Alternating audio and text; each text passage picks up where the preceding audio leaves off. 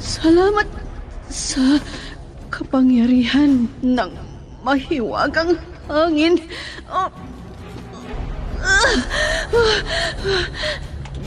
Nandito na ako sa kuweba.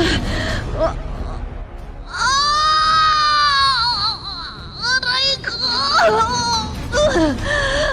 Manganganak na ako!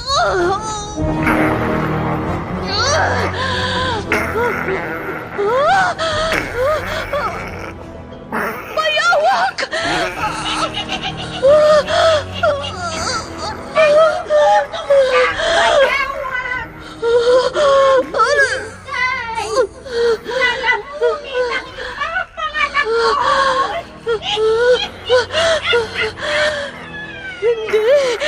Hindi ko ipahihintulot. Bathala ng hangin! Iligtas mo ang lahi mo!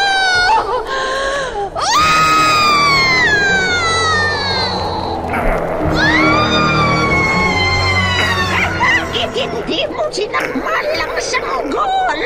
Ikaw, bayawak!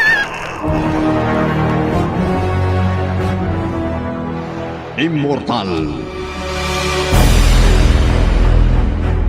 Kasaysayan ng isang dayuhan na hindi mapagtanto ang pinanggalingan.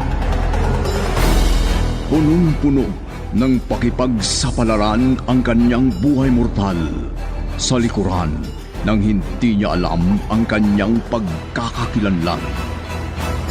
Ano ang kanyang pakay sa mundo ng tao? Immortal!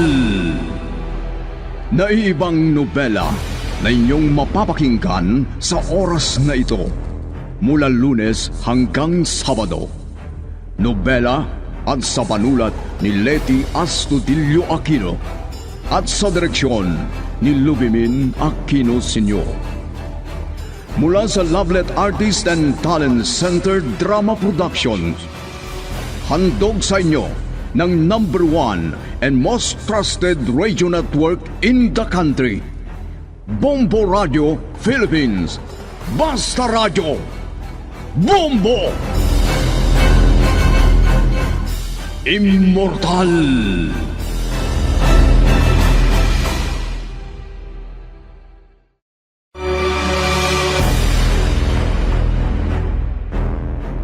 Ang nakaraan. Nagduda si Madam Shona kung malinaw pa ba ang isipan ni Ador noong ipinalapit niya ang kaibigan nito sa buwaya upang makasiguro kung nahuli na nga ni Gadon ang buwaya. Nagtungo si Ador sa gilid ng ilog. Nakita niya ang mga bakas ng gulong ng sasakyan, kaya't nakumbinsi siyang nahuli na ni Gadon ang buwaya. Samantala, nakita naman ni Dahlia ang pagsama ni Artemio kay Amar na sumakay sa helikopter. Nawari may itinuturo ito kay Amar. Hindi rin tumigil si Gadon sa pagpapagawa sa lupang binili niya at ikinagalak ni Ador ang sinabi ni Gadon na ligtas na ang lugar para sa buwaya. At ngayon, narito ang karugtong ng nobelang pinamagatang Immortal.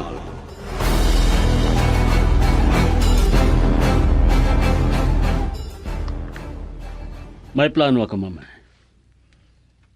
Hindi malalaman ni Numan na may buhaya dito sa farm ko. Tayo lang. Ako, si Ador at kayo ang makakaalam tungkol dito. Ano ba ang iniisip mong gawin sa buhaya, iho? May binabalak akong ibang negosyo. At hindi lang buhaya ang babantayan ni Ador dito. Bibili pa ako ng iba't ibang klaseng hayop na maaalagaan dito sa farm.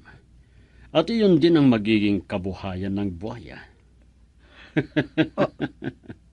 Ibang aura ni Gadon. Ano kayang nangyayari sa anak ko? Mama, tinititigan niyo ako. Iho, ano bang nangyayari sa iyo? Alam niyo, hanggang ngayon, hindi pa rin nabibigyan ng hustisya ang pagkamatay ni Lagrimas. Ayaw kong umasa sa batas o sa anumang ahensya ng gobyerno para sa hustisya. Dahil gusto ko, ako mismo ang makatuklas sa katotohanan.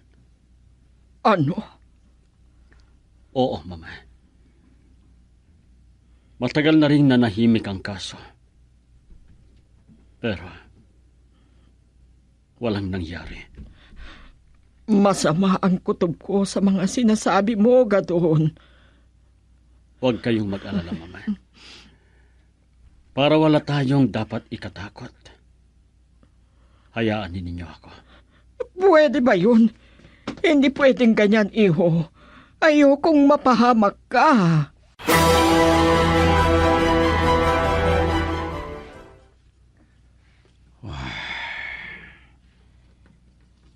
Nagpapasalamat ako. Normal na ulit ang tibok ng puso niya.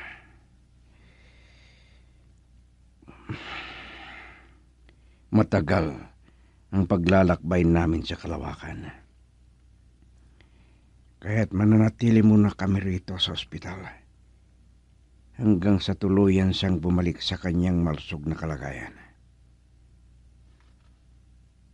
Kailangan maibalik ang kondisyon ng kanyang katawan mula sa mahaba niyang pagkakatulog.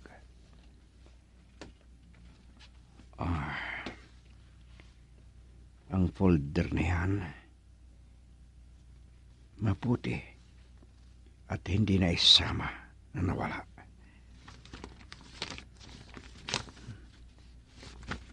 Nandito ang kompletong impormasyon tungkol sa kanyang pagkatao. Ivana, hindi ko malilimutan ang unang pagkikita natin. Hindi nagbago ang iyong kagandahan. Ikaw pa rin si Ivana na nagbigay sa akin ng hindi maipaliwanag na damdamin. Damdaming matagal ko nang inaasam na muling mangyari. Na sana'y maulit pa. Ang matamis na alaala.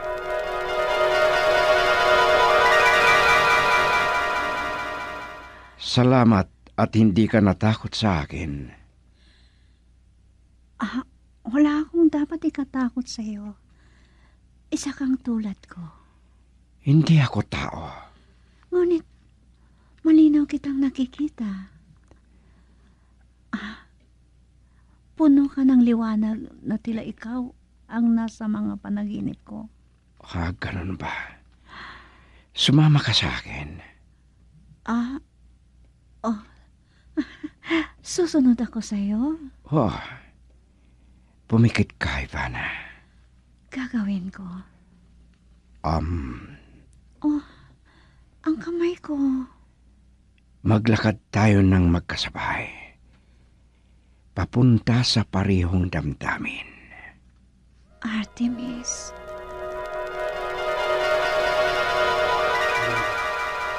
Ano yun? Isang panaginip ba?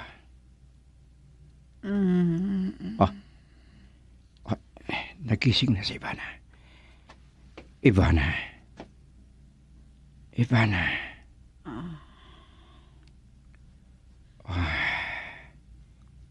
Ganyan. Matutulog ka pa. Ibalik mo ang dating lakas ng iyong katawan upang ganap na bumalik ang iyong pagkatao.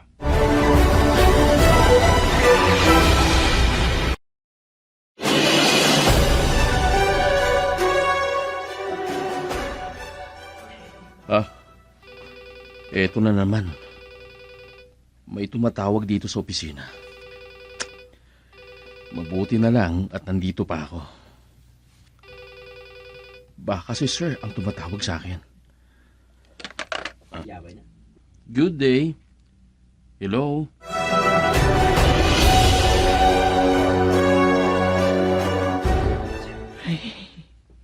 Hindi ko na kayang baliwalain ang paghahanap ko sa anak ko. Ay, iba talaga ang kilos niya ngayon. Ay, oo nga pala. Bakit hindi ko nakita si Haris kaninang umaga? Hindi siya pumasok sa paaralan. At malamang naglalaro na naman yon. Ah, Masa! Masa!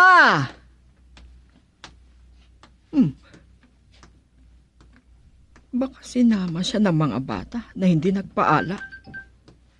Oh, ang cellphone ko. Ay, si Masa. Hello, Masa. Bakit? Nasaan kayo ngayon? Madam, nandito kami sa may tulay. Hinahanap ko kasi si Aris. Ano? Sino ang kasama niyo dyan? Wala po. Bigla na lang kasing nawala si Aris, kaya nag-aalala na ako. Ano? Hindi ko rin makakontak si Sir Gadon. Kaya kayo na lang ang tinawagan ko, madam. Diyos ko, nasaan na ngayon si Aris? Hindi ko rin po alam, pero may nakita akong isang matanda. Ano? Matanda? Sino bang matanda? Siya daw ang nag-aalaga sa buhaya, madam. Ano? Opo, madam. Siya raw talaga ang nakita noon ni Ador. Opo, madam. Siya raw talaga yung nakita nila. Sandali po. Andun pala si Aris. Sandali po, madam. Tawagan ko ulit kayo pag kasama ko na si Aris. Bye. Bye! Ay, Diyos ko. Ano bang iniisip ni Aris? Ano ang ginagawa niya doon?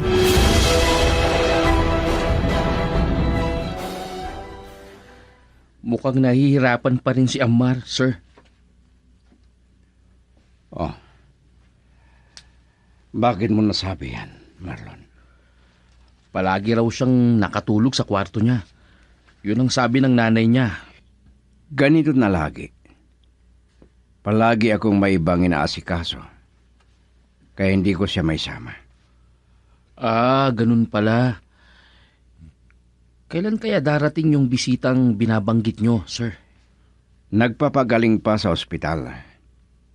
Baka bukas, kung payagan ng doktor na makalabas. Tuloy-tuloy na yon. Kung ganun, handa na rin ang kwartong paglilipatan niya, sir. Oo. Iyon din ang sabi ni Dalia.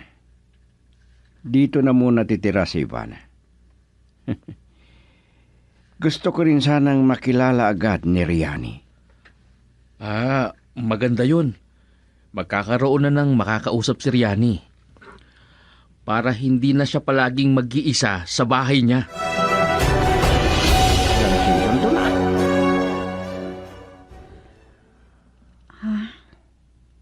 Nasaan ba ako? Salamat. Nagising ka na, Ivana. Sino ka? Hindi mo na ako maalala? Ako si Artemis. Manong o kuya ang tawag mo sa akin. Kuya, magkapatid ba tayo? Magkapatid? Ano kayang ibig niyang sabihin? Kung magkapatid tayo, nasaan ang iba nating kapatid? Sinong mga magulang natin? Naintindihan ko na.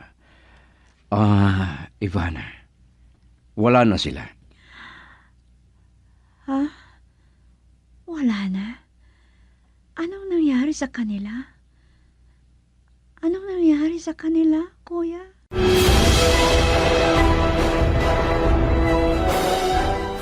Kung ganun, ilalabas na sa ospital ang kapatid mo, sir? Marlon. Nandyan ba si Dalia? Hindi ko makontak ang cellphone niya. May klase pa siya, sir. Kaya niya hindi masagot ang cellphone niya. O sige. Hintayin mo na kami dyan. Uwi na kami. Bye. Bye, sir. Matagal ko na rin kasama si sir. Pero ngayon ko lang nalaman na may kapatid pala siya. Tiga saan talaga kaya sila? At bakit siya na ospital? Ay, ang dami kong tinatanong sa sarili. Pero mas maganda, itanong ko na lang kay sir mismo.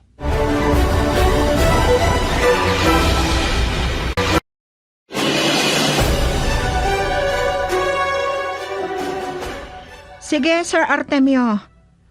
Pupunta ako sa bahay ninyo mamayang hapon. O sige. Makikilala ko na rin palang kapatid mo. Sige. Bye. May kapatid pala si Sir Artemio. Ipapakilala niya sa akin. At gusto niya na maging malapit kami sa isa't isa.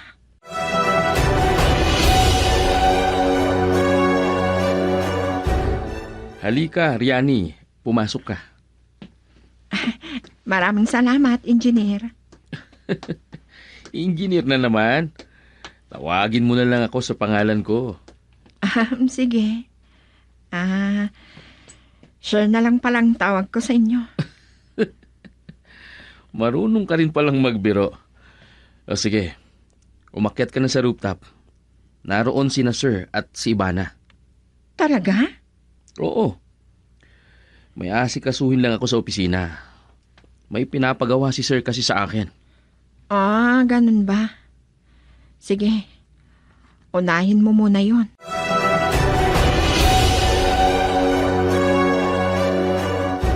Mabait talaga si Sir Artemio. Oo. May mahalaga daw siyang ginagawa. Hindi ko alam na may kapatid pala siya. Magkapit-bahay lang kami. At siya ang ninong ng anak ko. Ganun pala. Ngayon lang kita nakita. Saan ka ba talaga nakatira? Ang ibig kong sabihin, saan ang tunay niyong lugar? Kasi aminado ako. Wala akong masyadong alam tungkol kay Sir Artemio. Ano ba talaga ang lugar niyo ni Sir Artemio? Hindi ko alam. Ha? Paanong hindi mo alam? Ibig sabihin, hindi mo rin alam kung taga saan ka? Hindi ko alam. Paano yun? Hindi daw niya alam. Ay, baka may amnesia siya. Nasaan ang anak mo? Ha? Alam mo na may anak ako? Kasi sinabi ni Kuya Artemio. Ganun pala. Gusto ko rin makita ang anak mo. Lalaki raw siya. Oo. Amar ang pangalan niya. Amar? Oo. 10 taong gulang na siya ngayon. Ganun pala. Kaya pala, bata ka pa. Biyuda ka pala? Ang dami naman yung tanong. Pasensya na. Pasensya ka na rin. Ngayon lang tayo nagkakilala pero ang dami kong tinatanong. Ayos lang yon. Pasensya na talaga. Pero marami talaga akong itatanong. Pero sorry ha. Ayokong alalahanin pa ang tatay ng anak ko. pasensya na rin. Alam mo ba, kung ako, magkaroon din sana ako ng anak noon. Oo. Tanda ko na. May anak ako dapat noon. Ano? Bakit noon ang sabi mo? Kasi, wala na rin. Ang ibig kong sabihin, sa panaginip ko lang pala, parang may anak akong kasama sa panaginip ko.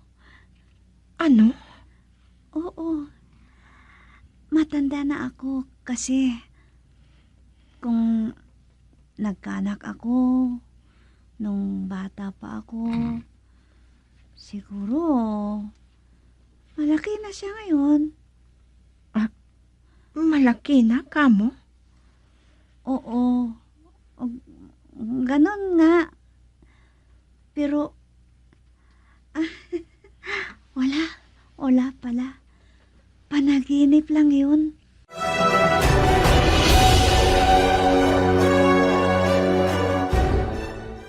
Bakit kaya ganon? Ang dami niyang tanong. Parang sinusuri pati ang bawat tingin at pakikipag-usap niya sa akin. At ano yung sinabi ni Ivana? Bakit daw ako? Lampas 40 na raw ang edad niya. Pero parang bata pa rin ang tono ng boses niya. Samantalang ako, may tumatawag sa cellphone ko. Sir Artemio. Hello? Hello. Nandyan ka ba sa bahay mo? Oo. Nandito ako sa bahay ko. Bakit po? Magkakilala na ba kayo ni Ivana? Oo. Nagkakilala na kami ng gusto. Hindi ko nga alam na may kapatid ka pala. Pero bakit parang wala kang nabanggit tungkol sa pamilya mo? Mahabang kwento. At dahil sa sakit niya. Ganun ba? Sige, naiintindihan ko. Ano palang sasabihin mo? Isama ko ulit si Amar. Ano? Isasama mo ulit si Amar sa pupuntahan mo? Oo, ganun na nga. Bakit? Saan ba kayo pupunta? May pupuntahan lang kami. Sige na nga. Sasabihin ko sa anak ko na maghahanda. Bye! Ay, isasama na naman daw niya si Amar. Pero, bakit hindi niya masabi kung saan sila pupunta?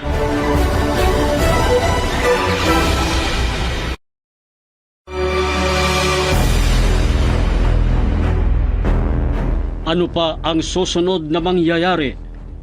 Pakinggan bukas ang karugtong ng nobelang pinamagatang Immortal.